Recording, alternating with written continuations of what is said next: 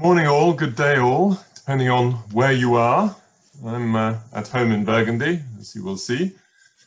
And today I'm going to talk about 2019 vintage here in lovely we've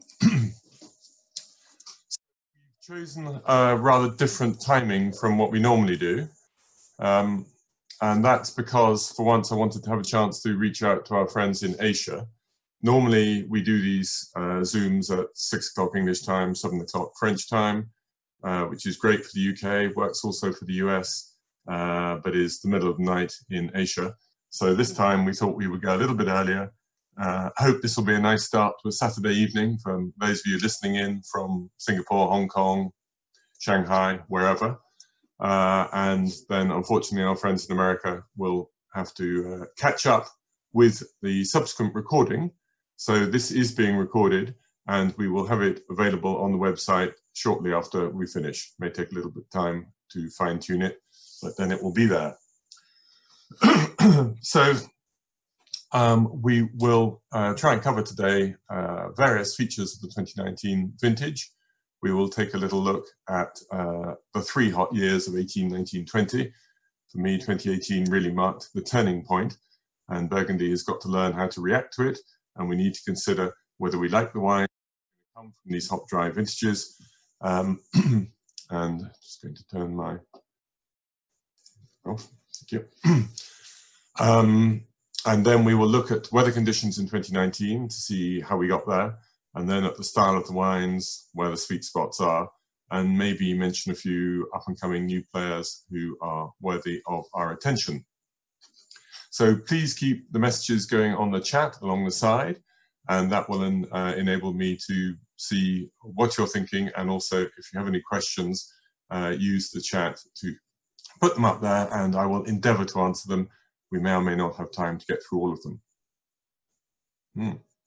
Congratulations from the devoted follower in Boston who has, don't know what time of day or night it is there, but well done you guys. I'm from New York. Right, time then to get underway. So 18, 19 and 20, these 3 very hot and basically dry vintages, we'll do some comparisons on that. Broadly speaking, 2018 was a huge crop in white wines and pretty decent wines.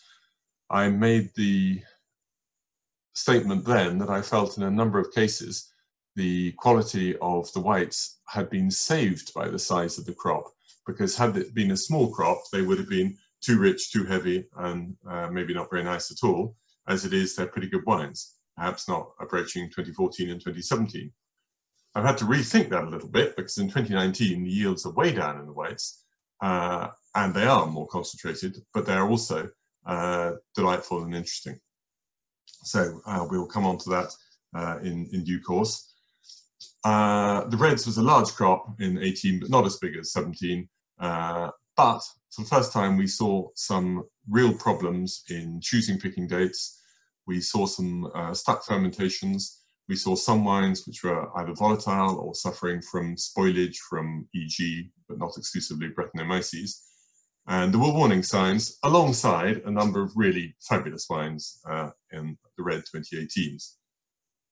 So then along comes 2019 and subsequently 2020, both hot years as well, both dry years.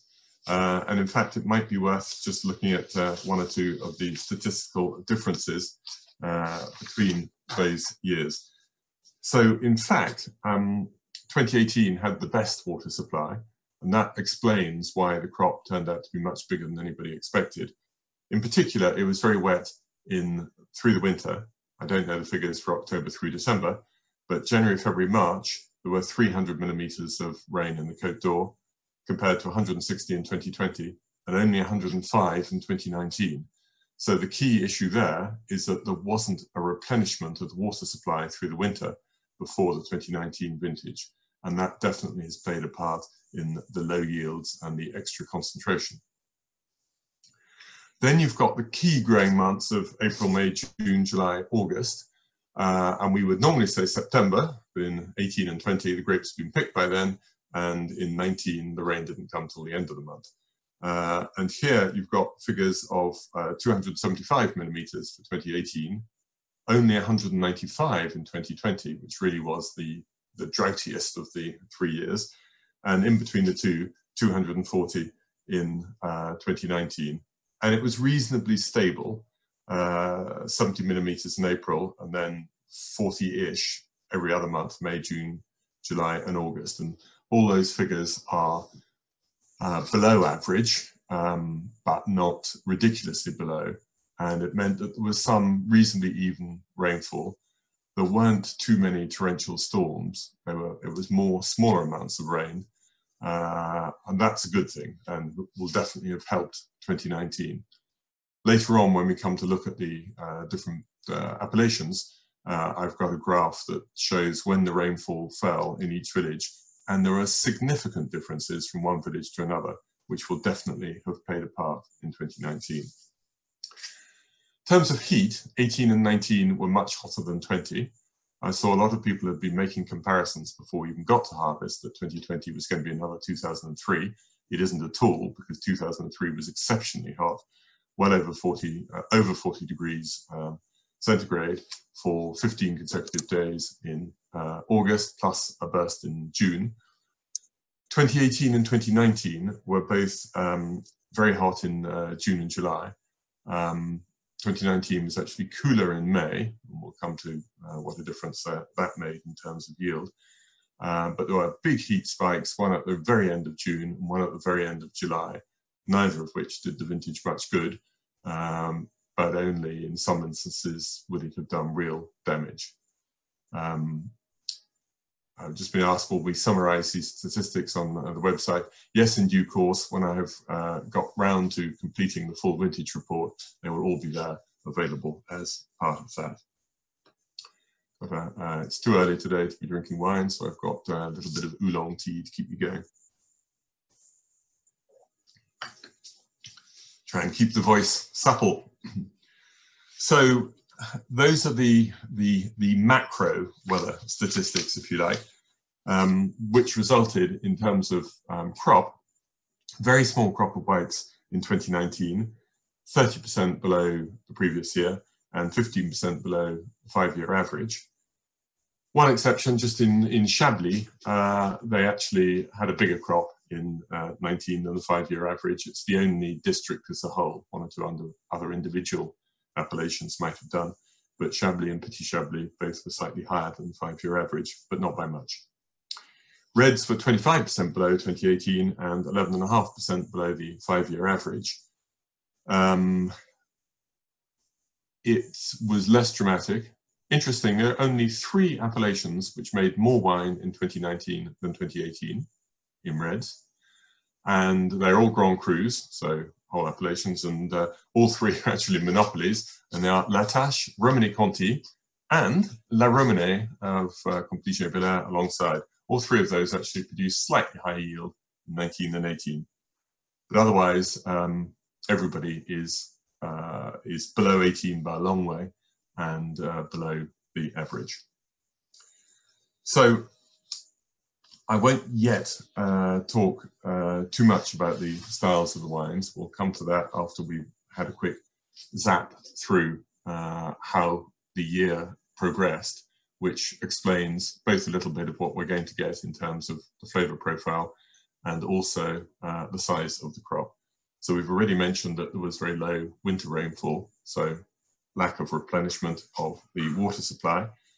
In fact, after the 2018 harvest, which, as you know, was mostly in August and then the beginning of September, there was hardly any rainfall through the rest of September or through October. And the first precipitation we had to kick off the winter season, if you like, was October the 30th, when it didn't rain, but it snowed. Even so, there was remarkably little all through that winter period. And it didn't get particularly cold, which is also not perfect because we like proper cold in order to kill off the little bugs. We haven't had a proper winter for a number of years, may not get it again. Having said which, it's only just above freezing at the moment, and it's been cold for the last 2 weeks, but rarely much below freezing. Second half of February was wonderful weather. We actually had lunch outside almost more in February than any other month of the year because it got too hot later on, and was well above the long-term average, more than 2 degrees per day above, which unfortunately meant that the grapes, the vines, got off to a very early start. Early start means you're more at risk of frost, and there were 2 periods in early April, the morning of the 5th of April, and also the period between the 12th and the 15th. By the time of the 12th and 15th, everybody was out there, including me, burning bales of straw to try and make a little smoke screen, stop the sun burning the young vines, the young buds, I should say, or lighting their chaufferette, bougie, sometimes called in French, used to be called smudge pots in English. They're not great for the environment either, as they are burning fossil fuel, and they do warm up the vines. And some people also have bought little ambulatory mobile small wind machines to try to circulate the air. So there are various measures in place, not all the way yet. Anyway, unfortunately, even though we may have saved any real damage happening between 12th and 15th, much worse damage happened on the 5th when the temperature unexpectedly got much lower. In the Côte d'Or, it hit Saint-Aubin a bit, the bottom of Chassagne a lot, the Bourgogne vineyards below Chassagne, Puligny, and Meursault, hits the whites much more than the reds because the white vines are always more developed at this stage. Happened a little bit in Chablis, and the surprise, it happened a lot in the Mâconnais. The surprise is it happened a lot further south. So Mâconnais badly hit, and the Beaujolais, especially Moulin-Vent, which people had not expected. So a lot of damage down there. And then March was fine, but a bit uneven. April okay, but it was May and then June when the weather got much cooler and more blustery, cold winds in particular, and this prolonged cooler period after the fragile effects post-frost meant that even if you didn't suffer from clear and obvious killing of the buds through frost, the vines didn't like it and they didn't set much of a crop. The flowering in the first part of June went on in pretty cold, blustery conditions, and the white crop and the reds were affected. There was a certain amount of the mirandage, the hen and chicken, when you get uneven berries on your bunches, and there was also what's called coulure when the grapes are bought, or chatter it's called in, I think, the Antipodes. So everybody knew by now it was not going to be a large sized crop.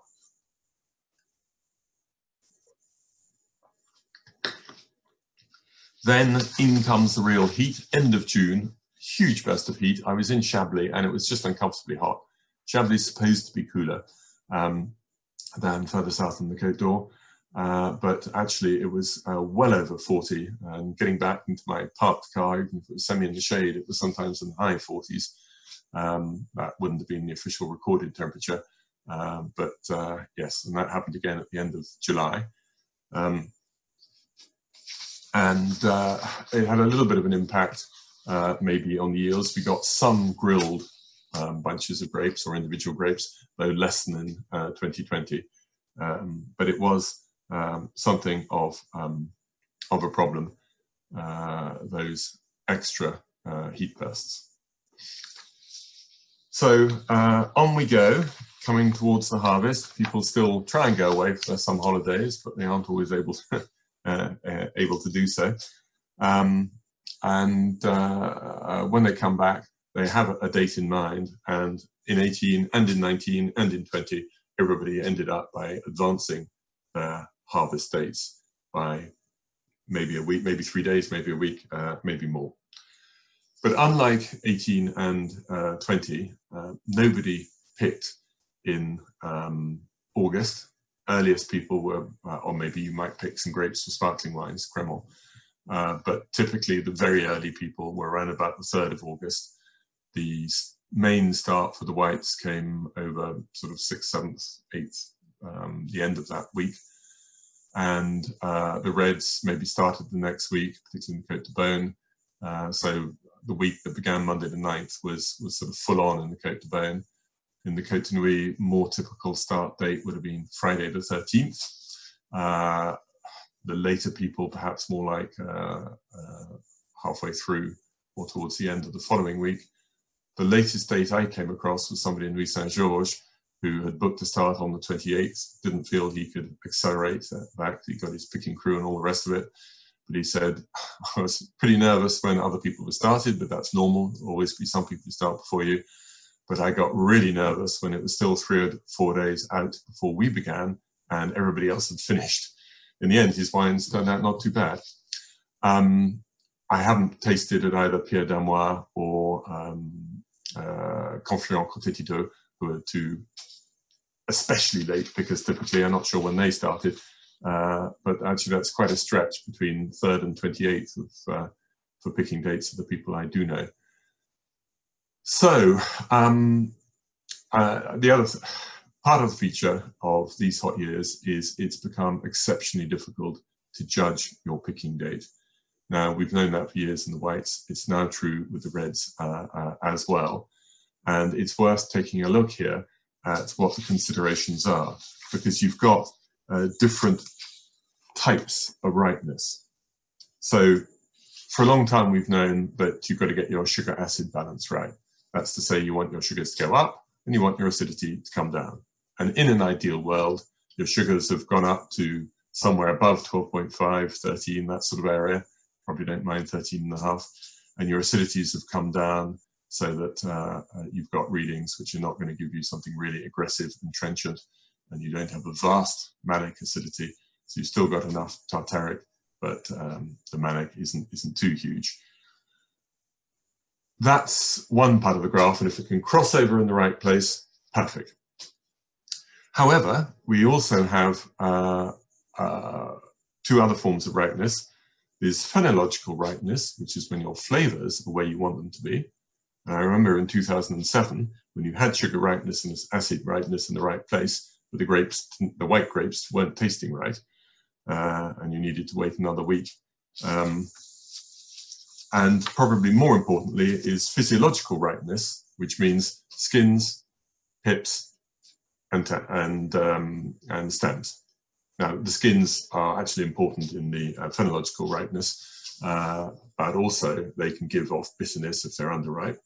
2020, when most people started, the skins weren't tasting right. But if you're going to use a lot of whole bunch in your fermentations, you do definitely want your stems to be at least fairly ripe. They don't have to be fully brown. And of course, you can do the trendy pedicel business, and when you cut out the major stems and just use the end little bits. You want your pips to be right, so they need to have turned from green to brown. And so that's why when you do your assessing of ripeness in the vineyard, you have got to get in there and taste the grapes, as well as just bringing some back and crushing them and seeing what your readings are. And you've got to look at and see how the pips are doing. And the smart people are going to be up to date on that. The other thing which is true is you need to start doing your sampling earlier than you did before. And you need to keep doing it very regularly, because in the past, if your readings were 11.5, 12, you knew you had a bit of time before you had to resample. Nowadays, they can jump by 1 or 2 degrees in an incredibly short space of time. The other factor is that vineyards are ripening at different speeds. So you've got to be on top of the game to make sure that you are choosing your order of picking correctly. You can't just go through the standard order that you would have done in years gone past. So that's all really important, and that's where we're seeing the smart people definitely taking an edge over their neighbours. In the old days, the other factor is that you might have some rot setting in, and you might therefore have to pick before you wanted to in order to stop losing everything to rot. Well, that hasn't happened. 2014, it happened in the reds. 2013, it happened in the whites. But apart from that, it's scarcely been an issue in the last 7 or 8 years. Good. So let's now take a little look at the style of the reds and the whites before we move on to the detail of who's done what, well, and where. And I've got a few headings to look at. I mean, everything is concentrated in these hot, dry years. So that means sugar, yes, but fruit, dry extract, and also acidity in 2019 has been very well concentrated. So it is better. The acidity levels read better in 2019 than in 2018. Alcohol levels seem to vary. A number of people have got higher alcohols than in 19 than 18, but it's not absolutely even. When I asked people how they felt about their 19s, they gave me a little bit of a stock marketing response. So instead I said, well, how do you compare the 3 years of 18, 19, 20? You know, was any one of them much more difficult than the others, or do you have one that's a favorite, or where were your highest alcohol levels? And then I got the real answers, which was really interesting. And they weren't always as favorable as people had started out saying. However, one difference between 19 and 18 is there were, for most people, fewer examples of stuck fermentations. I perhaps should have brought this in when I talked about the harvesting dates, but the other factor about getting your harvesting date right, it isn't just when you start, but how quickly you go. And in these 3 hot, dry vintages, it's been really important, once you've started, to keep going at a speedy rate and to keep sampling, because that's where people got caught out. They started when they felt their first vineyards were ripe, and then they found that the others had got away from them. So there are some pretty high alcohol levels in 19, and in fact the people who did let them escape because of their choice perhaps to wait for full physiological ripening. It's a number of people I had say, look, crazy, those people who picked before me, the grapes weren't physiologically ripe, that's a mistake, I waited for it, so of course I've got high sugar levels, but frankly, you know, I'm happy with the flavors, I like the wine I've made. But if you take that too far and you then don't pick quickly enough, some people ended up with 14.5s and sometimes 15.5s. And one of the early people I tasted with, and I tasted the 14.5, which not only was too high in alcohol, but the wine tasted way too concentrated and a little bit cooked, but it tasted like a sort of Michelin stars meat reduction that's overdone to my taste. It tasted like that in fruit terms. And I said, oh, I think you've gone a bit far then. He said, well, wait till you taste my 2020. I'm at 15.5 there. And somebody else I tasted with where his 19s were at 15.5. He said, well, my 2020s were at 16 too. So, But it's not absolutely even across everybody. And some people were lower in 19 than 18. Quite a lot were lower in alcohol. And more importantly, many fewer people had stuck fermentations when the sugar refused to finish in 19 than 18. So you get less volatility and less bacterial spoilage, fewer incidences of Brettanomyces, for example, in 19 than 18. But it's not uniformly true throughout, because I did find a number of people who said, no, for me, 18 was stayed classic and my fermentations went through, but I had a bit more of a problem in 19. And some people had most problem in 20. So it isn't uniform. It's important to suggest where the majority lie, but don't just take it for granted that everybody is in that position. I've been asked if there's much chaptalization in 2019. No. Very little in 18 or 19, and probably 20. But where it did happen, it might have been because the heat blocked fermentations and actually stopped, not fermentations, it blocked the ripening process and left sugars a bit lower than people might have expected. Very, very rarely has anybody mentioned that. And it could still be that if you're at 13, 13.5, you might like to add just a very small amount of sugar to prolong the fermentation. Because if you find your fermentation is going through very quickly, sometimes you sort of skate over the top and you don't bring out all the aromatics that you want to. So it's still occasionally done that you will add a very small amount of sugar in fractions to prolong your fermentation. But this is not typical. Okay, thank you for that. In fact, I remember I bumped into Eric Russo, who said, 18, wow, first vintage, I've never had to chaptalize, I haven't had to chaptalize anything at all. And then in 19, wow, second vintage in a row. So on we go. So so we've got fairly high alcohol in both colors, and we then need to have a look in as to whether or not that's going to be a problem in the taste of the wines. We've definitely got a very significant fruit concentration.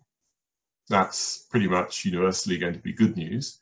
Certainly in the whites, there's a lot more fruit concentration character than in 18. I don't find 18s dilute, but they just a little bit lack character. Tannins, here you just have to remember that there is a difference between the perception of tannins and the analytical reading, the indices of tannins. Lots of tannins, high readings, and very little tannins taste. Because one thing I will say, and we'll come to that with a couple of villages, is that where you got the blockage through hydric stress in 18 and in 20, but it's too early to have tasted the 20s, you got some ugly tannins. In 19, with that more even rainfall, even though it wasn't high rainfall, you had less of the hydric stress, less of the blocking, and as a result, there's less hydric stress.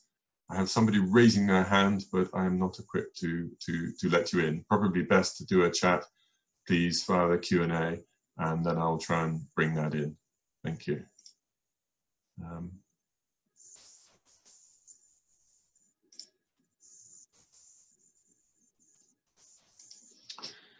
Good.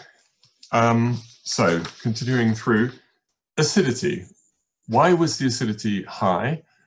It wasn't very high, but it avoided being as low as people feared it would be, because normally high sugars are likely to coincide with low acidity. But in this case, the concentration which had sort of drained out the water in the grape, you had much less liquid in the pulp, which featured therefore in the low yields. It left behind a concentration of flavor, concentration of sugar, and the concentration of acidity. I mean, that's what you find also if you deliberately dry grapes in order to make sweet wine, dry them on mats and passerillage, or cryo extraction, that's what you're going to find. And we've covered the fact that there are fewer deviations. But now, how about the style of the wines?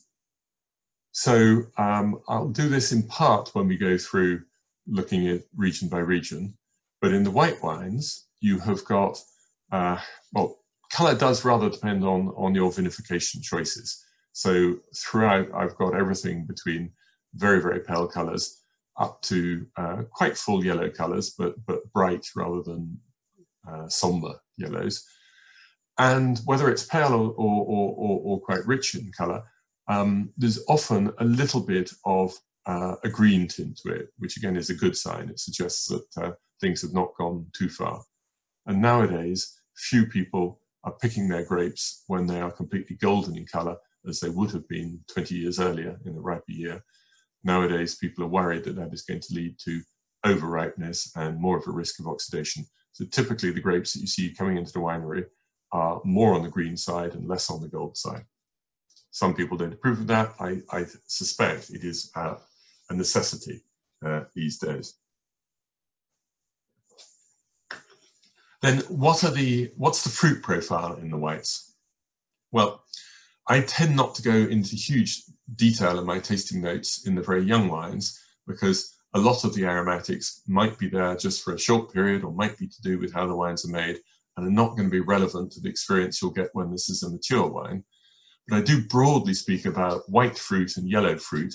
Yellow fruit is where you're getting much a richer style of wine. It can be in Mirabelle yellow plums. It can go into apricots. Let's hope they're fresh ones. If they're ripe apricots, then you are getting a level of over-ripeness plus oxidation in an early stage. And peaches and melons and honeysuckle and expressions like that, you're definitely getting into super ripe territory. Now, you can still enjoy those flavors, or you can hate those flavors. At this point, we're not talking about right and wrong. We're talking about what's the style of wine that you'll enjoy. And for many people, they won't want to go fully down this very ripe stylistic avenue. So if you see those tasting notes against the particular wine when I release my 2019 notes throughout this month of December, then those will be one for you to avoid. If, however, you like the riper, richer end of Californian Chardonnays, then these could be wines that you would leap upon. So it's not an absolute by any means.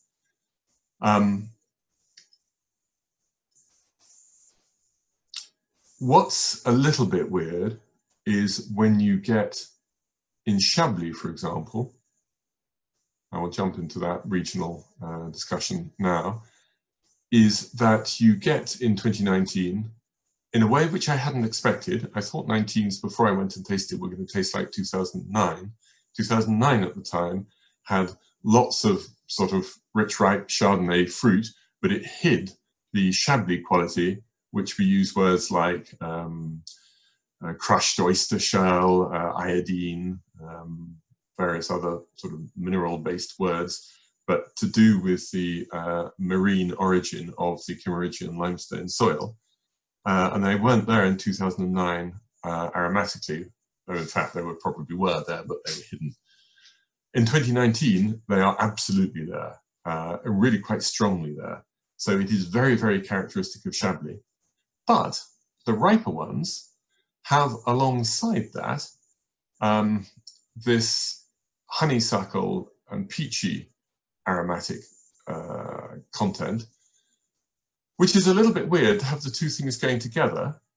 And I can't yet be sure whether in the long term they're going to remain harmonious, or whether one is going to take over from the other, or whether it's going to make the wines a little bit atypical later on. So it's still wait and see for me, but it does depend on the producer. Some of them I absolutely adore, the 2019s, clear preference to 2018. Some I think may be great, but may risk being a little bit unusual. And I think someone's just made the question. You could argue that 2017 is the last classic vintage.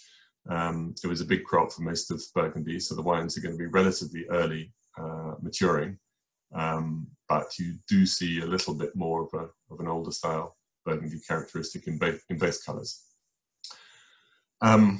So rush out to buy remaining stocks if that's what you want. If you really want 12.5 to 13 alcohol and a sort of a quieter, more elegant style, then 17 is probably your man. Where the alcohol, quite often I tasted wines which I thought were really gorgeous in both colours, and at the end of it, the grower looked at me and I was saying, wow, I really like that, superb fruit and it's balanced. And I got a smile and the vigneron said, actually that's 14.5. Well, you know, if I can't taste it, can't taste any alcohol that's out of balance, then I think we should learn to live with that and be fine with that. Where the alcohols were less in balance was either, as you finished, you got, you know, a feeling of heat in the back of your throat and through your mouth. And you think, okay, well, I did quite like that wine, but actually that balance isn't really right. Or sometimes the flavor profile just seemed to stop short at the end. So you didn't mind the flavor profile, but then clunk, the portcullis came down. And on those occasions, I would check with the producer and be told, yes, that's one of the high alcohol wines. And again, I would think I wasn't too happy with that. Anyway, in my tasting notes, these things should come out. Your actual picking date is not crucial because different people's wines ripen, grapes ripen at different times, depending on their practice in the vineyards. And the actual alcohol level isn't always crucial because sometimes it tastes balanced and sometimes it doesn't. But these are things which I will endeavour to bring out in my reports, which I do urge you, if you don't already subscribe to Jasper Morris Inside Burgundy, then please do. Between now and the end of the month, before many merchants make their January offers, you will have reports on 3,000 plus different wines. So I've got some homework to do between now and Christmas Eve. Right, in the reds, the first thing to look at is the colours, and we're used to seeing very purple colours in the rich years, very intense, sometimes purple-black colours in wines as young as this. Frequently in 2019, I'm noting more crimson than purple, i.e. comes a little bit less vivid on the colour scale, and that's to do with the pH in the wine. So if you get a very low pH wine, that means high acid, you tend to get these very purple colours. And if you're more of a mid-range pH, then you will tend to get something which is more in a red to crimson and drifting towards purple as well. So the pHs usually ended up in quite a good place. You get a different pH reading when the grapes come in and in the finished wine, but people were really happy if, as the grapes came in, they were around about sort of 3.25, and the finished wine 3.45 maybe. Occasionally things were higher. Then somebody asked me about chaptalization. The question is also, do you acidify? Of the sort of top domains that I would be visiting, most people don't acidify at all. Some will do it judiciously and at the start in such a way that I could really rarely taste it. Some will have told me they didn't acidify and did. Some will have said, well, you've asked the question, I'll give you an honest answer. We acidified 2 or 3 cuvées. Can you spot them? And usually, but not invariably, I could. But to my way of thinking, if somebody has acidified very gently, even if philosophically I prefer that nobody ever acidified, if they've acidified so gently that I can't taste it, then that's fine. Right, so on we go. We looked at the colour, then the aromatics. So I tend to use very, very basic fruit descriptors at this stage, for reasons I explained earlier with the whites. Green, red or black, we're not going to find anything green unless something's gone wrong. Red and black partly depends on where the vines are situated. Some appellations are a little bit more in one colour than the other, but and sometimes it can be vinification style, but more typically it's a level of ripeness. And if you start to get nothing but black fruit flavours, then possibly you'd be picking too late. Most times I'm in red fruit, and vary it between cherry, raspberry, strawberry are the most common fruits that I will cite. Rarely is it obviously one of them. And it can also be influenced by how you vinify. We are typically, these hot years, we are seeing rather more people using at least some whole cluster, whole bunch with stems vinification. Not always.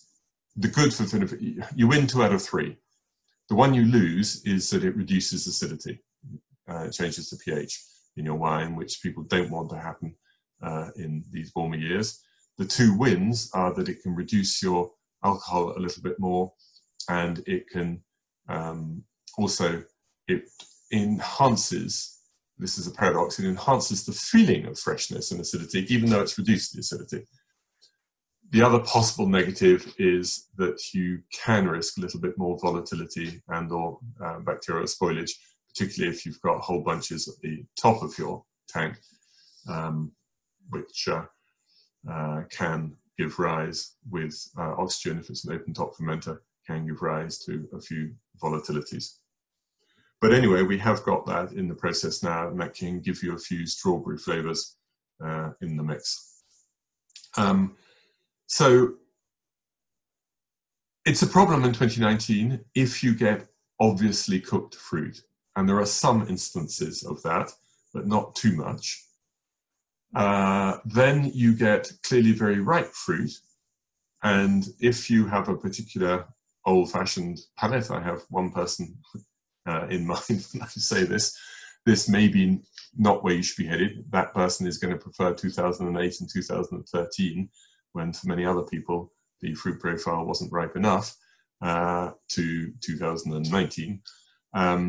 but actually it's a really lovely, charming expression of fruit nonetheless. So an awful lot of wines in that category in 2019, and just some where I find the fruit has gone too far and is a little bit cooked. So that, broadly speaking, are the stylistic points. I will go through a little bit the regions, and I'm going to try and share something with you. Let's see if this is going to come up successfully when I share it. Share screen, zoom, become. Now, if you're watching on a desktop, laptop, you can probably see this quite well. If you're watching on your iPhone, it is going to look a little bit blurred. Somebody shared with me this interesting rainfall by village. It's only the Côte d'Or, it doesn't extend into the other departments. And you can see on the left-hand part of the screen, you can see, I'm going to, I'll use a heart because it comes out quite well. You can see here, the figures at the top tell you what the rainfall was from the period between April and August. So normally in Beaune, that figure would be 339. And you can see from one village to another, you can see, in fact, we go from 180 for Marcenay to 279 for Charolais-Beaune. What's particularly interesting about this is the breakdown in the colours between all the different months. So if we start here in April, you can see that the rainfall was actually pretty much usual, even in a number of villages, higher than usual. And then in May, that's typically the wettest of the growing season months in Burgundy. And here you can see that it was much lower in 2019. So across the region of the Côte d'Or, April we had 70 millimeters, and in May we had 40 millimeters. And we had a little bit more in June, which is normally drier, but actually many areas were about the average, some a tiny bit less, but some, Auxerre-du-Rest, Chassagne-Montrachet, had a bit more during the month of June. Then we get to July, normally middling rainfall, and again it's a varied picture, but we can see how dry it was in Montilly, Meursault, Chambord-Musigny, what have we got here? Saint-Aubin, and then Marcenay, Beaune-Romanée, Volnay, the three driest months through the year, were all particularly dry in July.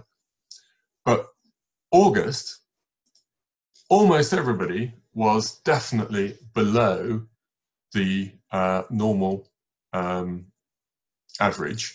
And August is quite important because you want to get some rainfall into the grapes there, as long as it doesn't fall as hideous thunderstorms, because in this ripening period, you want to keep the grapes a little bit swollen, and you want to avoid flétrie, when the skins of the grapes start to wrinkle, and that's when you get the overripe, overcooked flavors kicking off. So here you can see a mixed picture, and so Bobigny is up in the Haute Côte, and hardly any vineyards there, won't worry about that. Melun is around the back of Auxerre-du-Rest. So a couple of villages, fortunately minor from the wine point of view. Alos-Corton didn't get a lot of rain in August. But who are the winners? And it's not all grouped together in one part of the Côte. So you see, here we got Pommard did pretty well. Volnay didn't do too badly either. But the absolute winner for August was Moray-Saint-Denis. And Moray actually has come out extremely well through this year. I'll clear those hearts, get them out of the way, of 2019.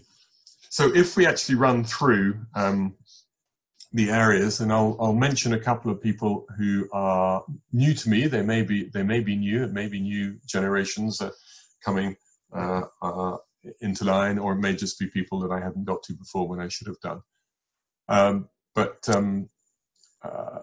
Chablis I have already mentioned, And the only thing I would say in Chablis is that one or two people who normally pick early felt that the acid levels had stayed high, and so they picked later. So their wines are not especially typical. My Chablis report, I should already have completed. I'm going to do my damnedest to finish it off on Sunday. The very latest, you'll have it early next week. And there you'll have up to 45 different growers, I think. Mostly I visited a lot in 2018, but I have been to see one or two new people up there. So there will be some new names to discover. But if we then move to the Côte d'Or, if I start in the northern part of the Côte Nuit with Fissin and Marcenais. Poor old Marcenais, it's the driest. Drought didn't seem to matter too much in 2019 because I think that rainfall in August probably saved the day, but they did suffer from very, very dry season in 2020. Now, Marcenais is one of the very few appellations which actually beat the 5-year average in its yields in 2019, and that's because they have actually significantly increased the number of hectares within the appellation of Marcenais. They've added on about 80 new hectares, which used to be either only for Marcenais Rosé before or else for Bourgogne Rouge, and include vineyards in the commune of Chenauve have been added into Marcenais itself and Couchet.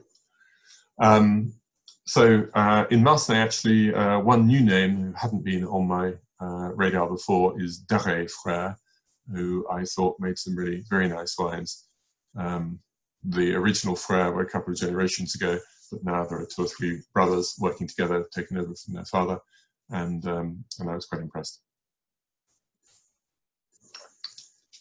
After that, we come to Gevrey-Chambertin, which has been buzzing of late with new generations coming on stream. I noticed somebody on the chat was having a Marchand Griot wine this evening in Hong Kong, and that was one of the domains that I went to for the first time last year and was impressed by, and again in 2019.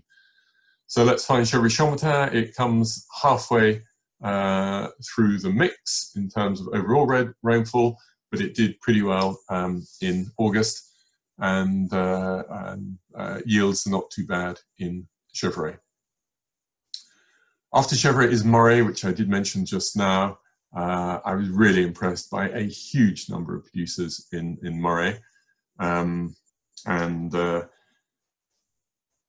not sure I visited anybody brand new, but I extended to some people who I only go to occasionally. I was really impressed right across the range.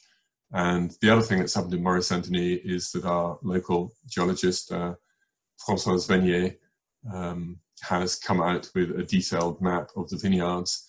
They're still exploring what it all means, but this is an energetic appellation at the moment.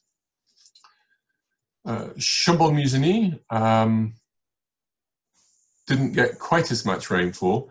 The good news in Chambord was I saw much less of the negatives of 2018, where I thought the early ripening terroirs of Chambord were suffering in the heat, where the grapes were getting overripe in flavor profile long before the tannins ripened.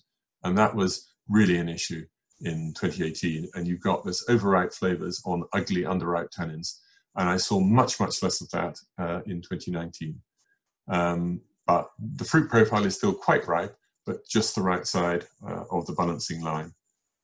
They've also been rejuvenated by changing the local, it used to be the syndicat of the appellation, called the ODG, and the generation in their 60s have all handed over to people in the 20s or very early 30s, people like Clément Boyot, Justine Clerget, not going to remember them all, but 3 or 4 of the youngsters have now taken over managing the appellation in Chambord.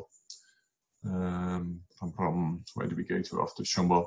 Vougeot, Clos de Vougeot is looking good. Almost everybody's Clos de Vougeot I liked. And interestingly, the bottom of the slope, which used to be unfavored because it was deep, humid soil and often got a bit waterlogged, is totally happy in these hot, dry years. So the tannins are much less rustic than they used to be. The soil is no longer waterlogged, when you get wet soils, it just pushes the leaf function much more than it does ripening the grapes. So it's a good news message for Vougeot, with the proviso that it remains an appellation where you really need to keep the wines for quite a while to get real personality. But right across the range, I was encouraged by my Clos Vougeots. Vosne Romanée, look, we're actually second driest of all the villages, which could have been a problem, but I didn't taste it as a problem. Maybe one or two tottering towards a slightly higher ripeness, but not many. And I haven't yet felt that Vosne Romanée has been threatened by the greater sunshine, heat, and drought. But you know, obviously, we're keeping our fingers crossed, and we're hoping that things don't get a lot worse in future years. One village which used to have rustic tannins, therefore should be doing well. I tasted the wines pretty well in 2018. In 2019, it's a more varied picture. I'm now talking about Nuits Saint-Georges, because I'm going geographically north to south. Here we are, middle of the range as far as rainfall is concerned. Not an especially large amount in August. But I did find that the fruit was very dark, very rich, not necessarily cooked, but definitely you're getting pretty rich flavors in the fruit here. Great if that's what you like. More of a problem if that isn't your style. Moving on through into the Côte de Beaune, and we can see at the northern end of the Côte de Beaune, suddenly we're getting low rainfall in La Doire, in Allos-Corton in August, though much better rainfall in July and or June in the case of La Doire. Pernod-Vergelès is actually much higher overall, but again a little bit low in August. On the whole, Corton's come through very well. Allos-Corton, which frankly I never used to like, I hardly ever bought them as a practicing wine merchant, but it is one of the areas where the heat has removed the rusticity of the tannins and made the wines a lot more interesting than they used to be. So plenty to like in that area. Beaune, again, they've just revived the people in charge of the local syndicat, got the youngsters in, got a few growers on board, not just the négociants. So Beaune, they're going to be making an effort to put themselves in the market, much more in the market's eye. Acceptable rainfall throughout, fairly evenly spread across the months. I've liked the wines which I've tasted. I've even quite liked some of the white Beaunes, which is unusual for me. And I feel too many people have gone in that direction. But Beaune's fine. Pommar's really good. We've got an enthusiastic new generation in Pommard, plus some of the established guys doing a really good job. But you can now see maturity in what Xavier Oriot is doing at Domaine Launay Oriot, and Parent remains an excellent source. There are two Ré-Bourgeon domains which I like, both with youngsters. David at Domaine Ré-Bourgeon Muir would be probably my top pick, but also young William Whitehead, who's making the wine at Domaine Michel Ré-Bourgeon, also making improvements there. Thibaut Clerget beginning to get spoken about. So there's lots going on in Pommard, and again the tannins are so much less rustic, and I'm really excited, and I'm making a point of getting to see a lot more people nowadays in Pommard than I used to do. On to Volnay, which was a village, it's low rainfall.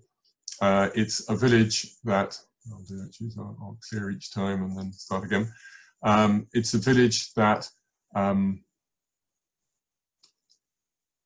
used to be a real favourite, early ripening, and in 2018 clearly suffered in the same way that Chambord-Musigny did with this business of tannins unripe and grapes tasting overripe. And like Chambord, I see that quite a bit less happily in 2019. But those two appellations do remain at the front of the risk line, and it is a question of checking the tasting notes on all the wines. But Volnay's come through better in 19 than 18. The back country, as I might call it, Saint-Aubin, Saint-Romain, Montely, Well, Saint-Aubin is now almost a frontline village, but it is geographically set back a bit. Mercedes as well. Lots to like there. They're not suffering at all. They're on the whole benefiting. Saint-Romain has certainly put on a lot more flesh, much less angular wines. And while I'm talking about that style, I might as well mention that somebody did earlier on the chat. Well, I've got this, while I'm sharing my screen, I can't see the chat, but somebody mentioned Aligoté, and Aligoté as a grape is completely transformed by the ripening. And you're just going to be thrilled by Aligotés in 2019. They've stayed at a reasonable price. They're showing individual vineyard character for the people who do separate vineyard bottlings. It's a great playing ground for people who want to innovate, want to do skin contact and other things. Well, it's exciting. So look around for Aligotés for when you don't want to spend the big bucks. Of course, there's that new group now called the Aligoteur. On we go. So now the white wine villages. I'm not especially clear in my own mind of a big difference between Meursault, Puligny and Chassagne. Chassagne has done very well indeed, apart from where it's at the bottom of Chassagne, where it got worse frost damage. But that's not a question of the character of the wine, but more a question of the yields. Meursault's done all right in yields. Puligny, it's not fast. Puligny may be the one which is the least representative of old style Puligny, if you like. It's a bit harder for it to be floral and to have the steely backbone. Still very good wines, but it's the one which has moved a little bit further away from the old style norm, other than compared to Chassagne and Meursault. And of course, these days, Saint-Aubin is a frontline village for me. And it remains great value because most growers stick to an old style practice of charging less for their Saint-Aubin Premier Cru than they do for their village Chassagne or Puligny. In Chassagne, the lower vineyards, if they didn't get frosted, the ones in sort of Premier Cru Morgeau or the village wines below that, they've actually come through pretty well, and even some of the whites down there I quite like this year, whereas I normally, and I still do much prefer the hillside limestone whites, the heavier clay ones, but the heavier clay ones, they've actually taken to 2019 quite well. And Marange and Santenay, Santenay comes on here and showing with a reasonable August rainfall here. Marange doesn't come into this particular schedule because it's in the next department, Saône-et-Loire, but they actually had noticeably more rainfall, particularly later in the summer. It was good rain, and they've got decent yields in 2019, and very happy making skillfully made wines. So that's the run through. Sometimes I remember to give you some extra names of new up-and-coming people, and sometimes I forgot. Tonnay, I think we're all aware that Thomas Boulet is doing a very good job, has been for a few years, but also the other branch of the family, which might be Pascal and Rayan, but more often nowadays will be Domaine Pierrick Boulet. They're coming up in the scales. I just tasted for the first time at Domaine Georges Glantenay, and they know what they're doing. And I suspect the other half of that family domain, BNT Glantenay as well. We may well see more Rossignols. There's a change of generation at Rossignol Cornu. Still very early days, but something to watch. And one member of that family I know works in Hong Kong. Where do we go from there? In Meursault, sometimes when it's a change of generation in an established domain, it falls below the radar, as opposed to a brand new person who everybody wants to shout about. But I would mention that the sisters who have taken over at Domaine Thierry and Pascal Matreau, Adèle and Elsa, they I think are making really classy, stylish wines. Jeannot Boulanger making good strides. Marthe-Henri Boyot in a not fully natural, but in that direction style. Negotiating at the moment, she will soon get her own vineyards. And Pierre-Henri Rougeau, I think, is fabulous in a mostly sulfur-free or very low sulfur style. Occasional deviations, but not many. Very exciting. And I went to see Pierre Vincent Girardin, son of Vincent Girardin, established in a very expensive-looking winery in Meursault. And the wines are not going to be just completely the same model as his father made, and he's made a very good start. New generation coming to place at Lafon and so on. So lots happening in Meursault.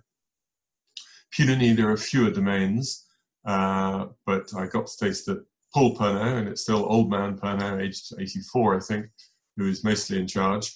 But his granddaughter, Alvina, has started making wines under her own label, and she's one to watch. We will see in due course, maybe more vineyards from the family domain going in that direction. There's also the recently established, very small-scale domain Thomas Collardeau to look out for. In Chassagne, I think already now people have heard about Lemmy Kaya, and I've also, they're no longer the youngsters, but Thierry Piot and Alex Moreau doing great stuff. I also tasted for the first time at Domaine de Montchauve, used to be called the Château de Chassagne-Maraîcher, where Antoine Le Petit, sort of a biodynamic guru, has got the job as technical director there. And I got to taste several vineyards that I hadn't really tasted before, so that was most interesting. I'm also, when I skated through the backcountry, as I've started to call them, villages, I just tasted on Thursday of this last week with Fred and Frank Buisson, and as their 18s were, their 19s are extraordinarily fine. So there are some good ones to play around with. If you want to see exactly who's doing what, then you will need to subscribe and get all the tasting notes. So I say Chablis first, and then I hope before Christmas, certainly before the end of the month, we'll have the Côte d'Or vineyards in blocks. I'm afraid it won't be until the spring that I get around to doing Beaujolais and the Côte Chalonnaise, because they suffered from the confinements when I couldn't get out and taste as much as I wanted to. Do send through now any questions on the Q&A, and I'll try and see if there's anything I should catch up with on the chats. So do keep that going. I've been asked about generalization for 2019 in the Haute Côte and the Beaujolais. Mark, I am behind on the Beaujolais because I couldn't do the April big tasting there, and I've tasted some individual wines, but I haven't got enough to offer you any sort of professional pronouncement on that, unfortunately. In the Haute Côte, absolutely. And what's going to be fascinating for me is to do a little bit more detail work and see if certain villages are now actually rivaling what goes on downstairs. So we talk about Haute Côte d'Or, Haute Côte d'Or. Haute Côte is a plus point as a name in French-speaking countries, in France in particular. It tends to be taken, has been taken as a slight negative in Anglophone countries, with people preferring a regular Bourgogne bottling to an Haute Côte bottling. That's changing, and I think really coming up in the world, and I plan to do a bit more detailed work and see if there are any absolute sweet spots there. But clearly the grapes are getting riper. On the pricing point of view, I have asked some, not systematically, but I have asked some people as I go through what they're doing. And they say, oh, well, we hear other people may be going up, but we're probably going to stay the same, or maybe just a few things up. So 19, it's true, is very small. 20 is in reds much even smaller than 19. In whites, it's rather bigger. So they already know what they're going to have next year. They had big crops in 17 and 18 on the whole, not everybody, but most people did. I would hope to have seen some prices coming down. We are seeing it in bulk for many, but not all appellations in 2020. Negociants, the old established negociants bought much less in 2020, and if people aren't buying, that then is going to affect the bulk market. We're not yet seeing growers coming down. Obviously, many of you are listening in from totally different marketplaces, so you will have different takes on local taxes and on exchange rates. but it's going to be rare to see 19s being offered at the first price below 18s, and in some instances maybe slightly higher. I think overall, to tie all this in, I think 19 is a very good white wine vintage, but in a style that is clearly rich, and you need to decide if that's your style.